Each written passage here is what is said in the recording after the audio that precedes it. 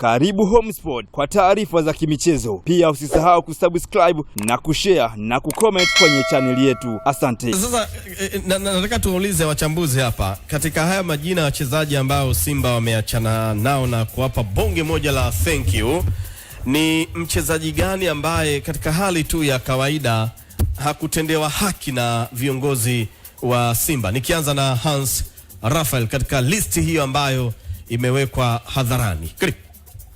Binafsi nadhani wachezaji wote walistahili kuachwa ambao wako kwenye listi. Naam.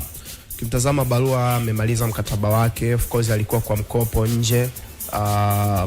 Mambo yake hayakuwa mazuri sana pia. Kimtazama nani huyu Omar Mashujaa Omar. Binafsi nilikuwa sikumbuki kama yuko Simba. Mimi pia. Yani miongoni mwa kwanza nilipoona kashuka. Kumbe mchezaji wa Simba bado ni yani ila alitoka kwa mkopo. Alitoka Yep. Alirudi Mashujaa Mbeya City, yes. Simba walimsign kama free agent, hakuwa na mkataba. Usome mkataba wake na Mashujaa ulikuwa umeisha. Ndio. How comes Simba wanasajili mchezaji wa Mashujaa ambaye ameachwa? Nilishangaa sana kiukweli. Kwa hiyo huyu hakuna doubt. Shamu Karabwe of course ameondoka na tayari ameenda Iraq, ametambulishwa kule. Ndio. Kwangu mimi ni miongoni mwa mabeki ambao sikuwahi kuamini kama wangeza kuipeleka Simba next level. Ndio. Kuona wao wameona ni bora kuweza kuachana naye ili kuweza kupata nafasi ya kuongeza center back mwingine wa kigeni. Awesu alikuwa kwa mkopo Kenya. Si ndio? Yeah. Ni mchezaji ambaye mwanzoni kwenye miezi miwili ya kwanza mitatu alijaribu kujikita kwenye kikosi cha kwanza cha Simba, lakini namba zake zilikuwa zizungumzi vizuri. Nadhani Fadru mwisho wa siku aliona sio mtu sahihi kuendelea kubaki kwenye kikosi cha Simba. That's why waliopt kumpeleka kwa mkopo. Kwa hiyo naye kuachwa mimi sijashangaa. No. Nabi Kamara naamini ni mchezaji ambaye ana talent kubwa sana, na ni mchezaji ambaye mpaka sasa hivi nashangaa kwa nini hajapata nafasi kwenye kikosi cha Simba, kwa sababu ni mchezaji ambaye anaweza kucheza position zaidi ya 3. Mweke kwenye midfield, mweke pembeni, atacheza vizuri kweli kweli. Sometimes unahitaji kuwa na mchezaji versatile aina ya Nabi Kamara, kwa sababu kuna siku mchezaji wako bora kwenye position ambayo umekuwa unamtumia anakosekana, hauna choice, inabidi umtumie huyu kama kiraka. Kwa hiyo kuna umuhimu wa kuwa na mchezaji kiraka kwenye team. Technically ni mzuri sana, lakini tunasema si kila mchezaji mzuri anaweza kufit in kwenye mfumo wa kocha aliyekuepo. Tangu ameingia Steve Barker inaonekana kabisa Nabi Kamara hana maisha pale. Kwa hiyo ilikuwa ni sahihi kuweza kumuondoa ili kuweza kupata nafasi ya mchezaji mwingine wa kigeni. Budo Mutale huyu alishafeli toka zamani. No doubt. Hata huko alikoenda Uarabuni mambo yake sio mazuri. Naam. Kamara tumi nadhani yes. Hapa kuna mijadala ya tofauti. Kuna watu ambao wanaamini Kamara alideserve kubaki. Naam.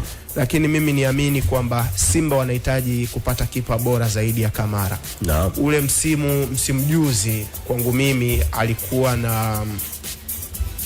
na vitu tofauti. Kuna muda alikuwa anakupa performance unashika kichwa, kuna muda alikuwa anakupa makosa unashika kichwa. Ni aina ya goalkeeper ambaye usingeweza kwenda mechi 2-3 bila kuona individual error kutoka kwenye mikono yake au miguu yake. Sometimes unaweza ukawa na mechi mbaya, unahitaji kipa wako akushindie alama 3 au akushindie mechi. Kamara kiukweli alikuwa na struggle kufanya hivyo. Kwa kwenye hii list mimi hakuna namna nitawalaumu Simba. Nadhani wamefanya research yao, wa kocha pia ameanalyze vizuri, ameona hao watu sio sahihi kuendelea kubaki nao. Kabisa. Kamanda, uko sawa sawa? Basi kama uko imara ni vema zaidi Kamanda, katika listi hii ambayo wachezaji ambao wameachwa na Simba leo kwa England juzi, lakini nimerecover. Uko sawa sawa? Basi ni jambo la heri kweli na inapendeza sana. Na nataka Kamanda umzungumzie Nabi Kamara. Kwangu mimi naona huyu mchezaji hakutendewa haki na kocha Steve Barker.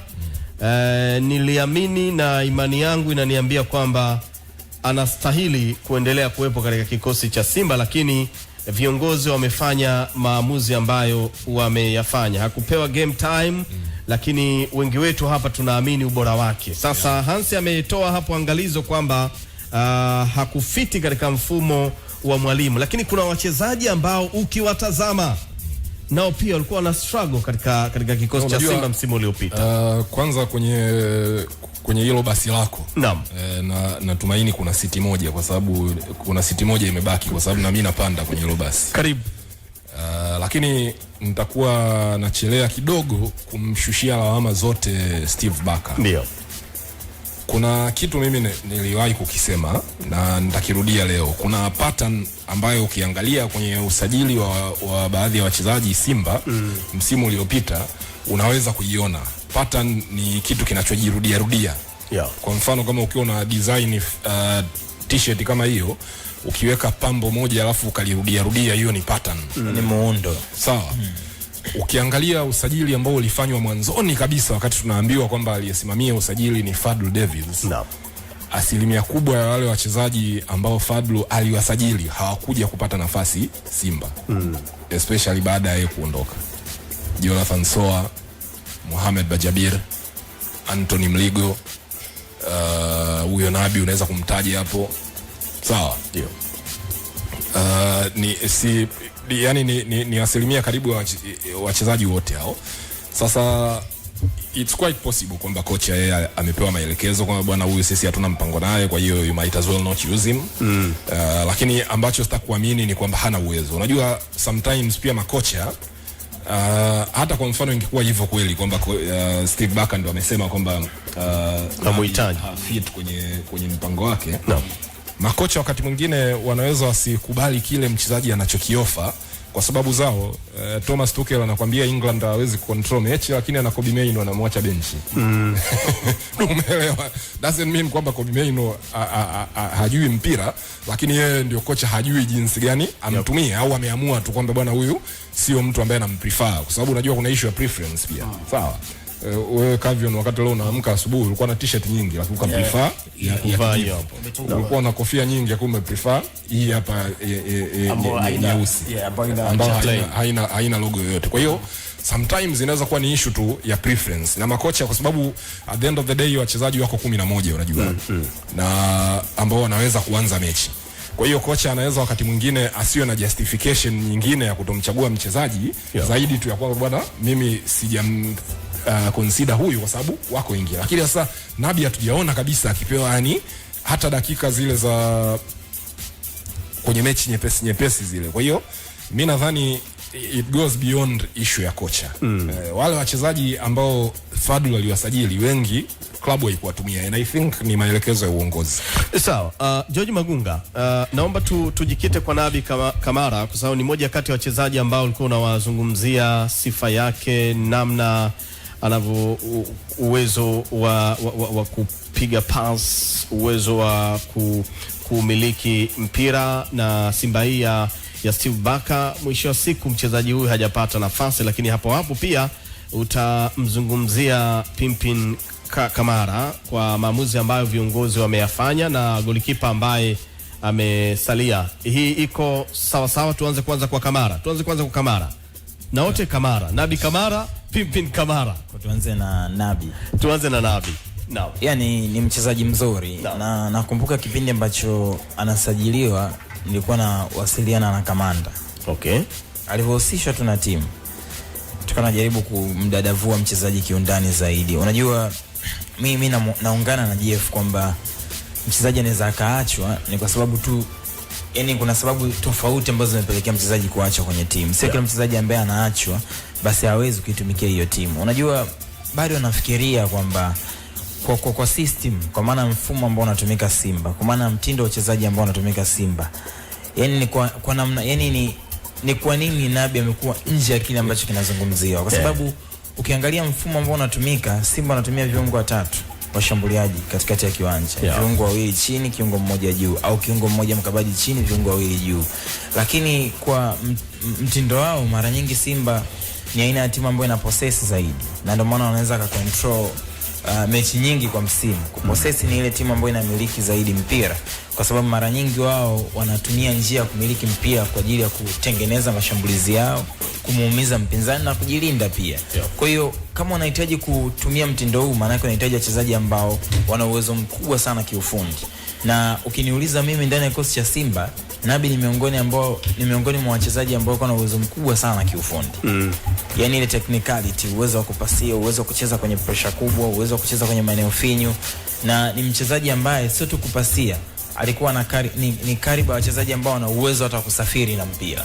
Kwa hiyo nafikiri umbali mrefu. Yes, na kuna namna unahitaji wachezaji kwenye timu yako, kwa sababu sio kila siku utapata space ya kupasia. Kuna siku utakutana na mpinzani ameblock kila sehemu. Kuna hitaji wachezaji ambao wanaweza kusafiri na mpira ili kuangalia namna gani wanatengeneza faida ndani ya timu.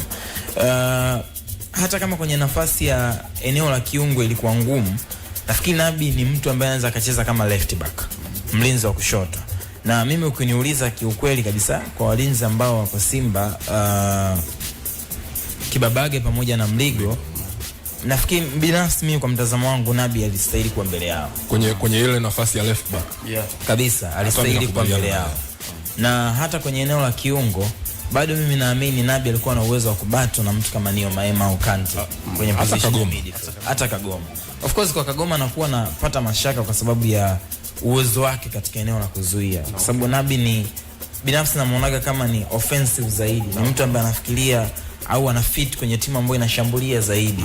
Kwa kama ukimweka kama namba 6, basi ana mtu ambaye anaweza kanamsaidia pembeni. No, lakini kwa kigezo hicho, sehemu ambako of course yeye sio yule mtu ambaye tunasema ni defensive midfielder pase, lakini katika uhalisia unajua pia kwenye nafasi ya kiungo issue ya mtu kuwa defensive midfielder peke yake ni jambo ambalo linatokea zaidi katika mpira wa sasa hivi.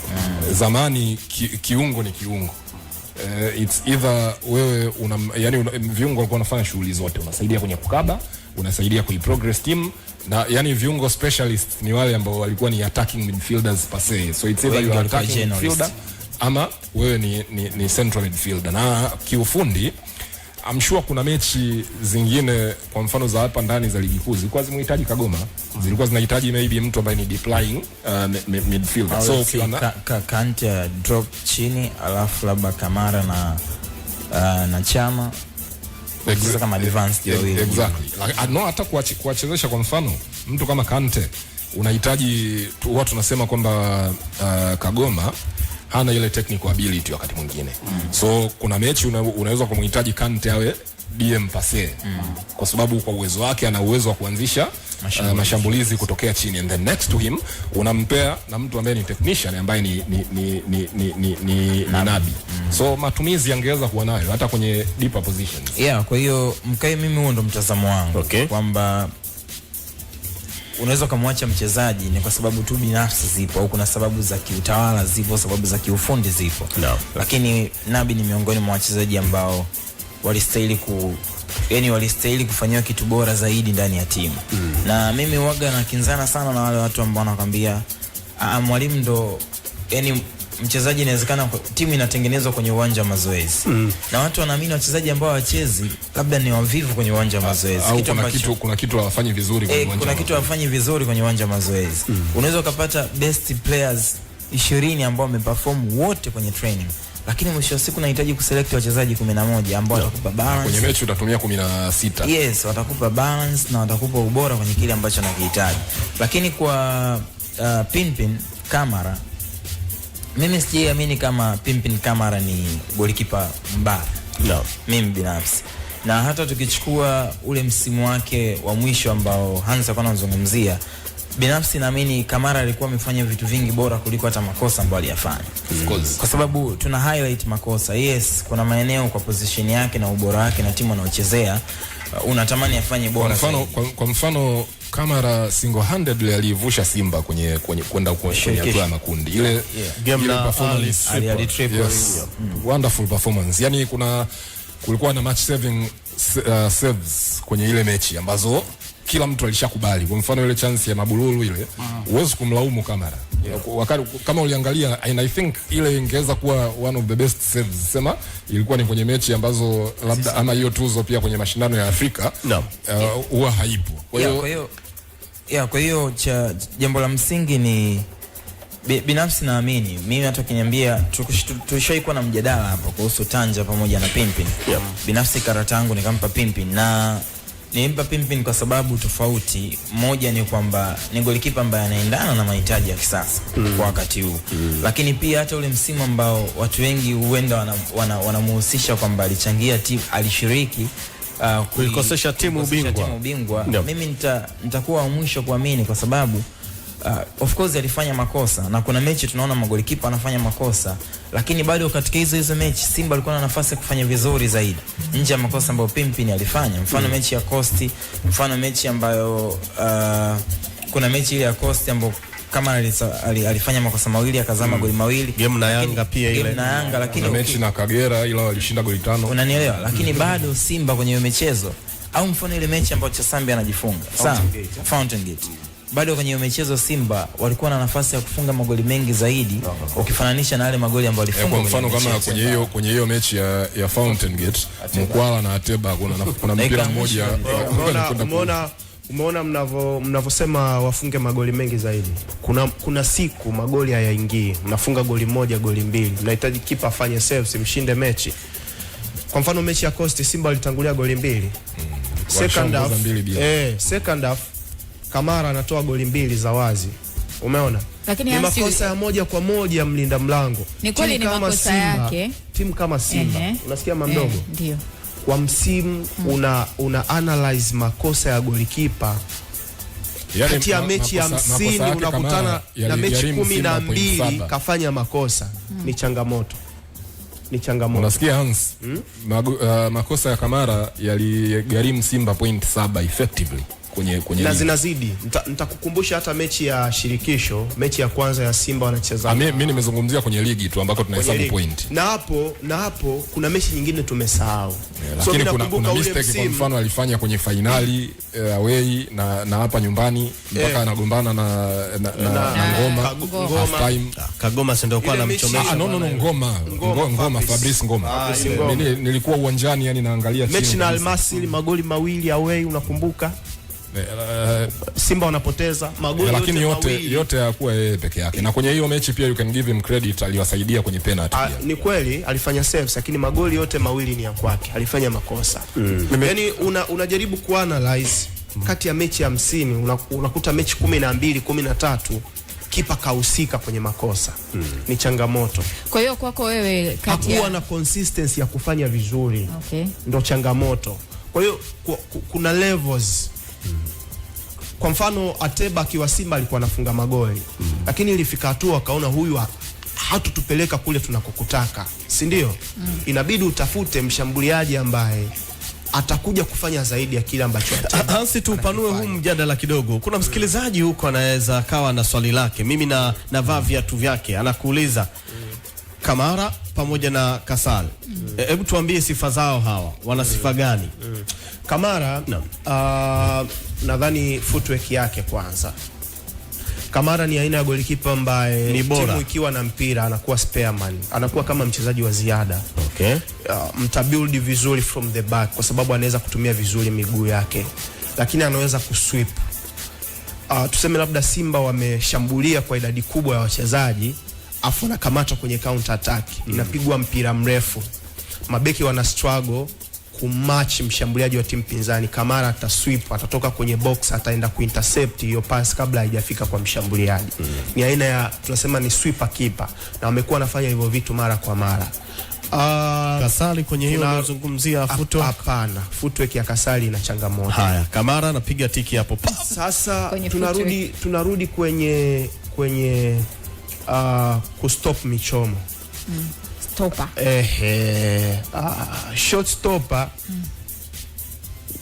Wote naweza nikasema wana struggle kuwa na consistency. Wakiamka vizuri wanaweza kuokoa michomo, lakini wakiamka vibaya kuna makosa utayaona. Kwa kwenye eneo hilo wote wako sawa sawa. Yes, mikononi wako sawa. Sasa kwangu mimi ukiniuliza kati ya hao wawili nitakwambia bado Simba wanahitaji kipa mzuri zaidi kuliko kwenye kuhandle pressure. I think bado Kamara.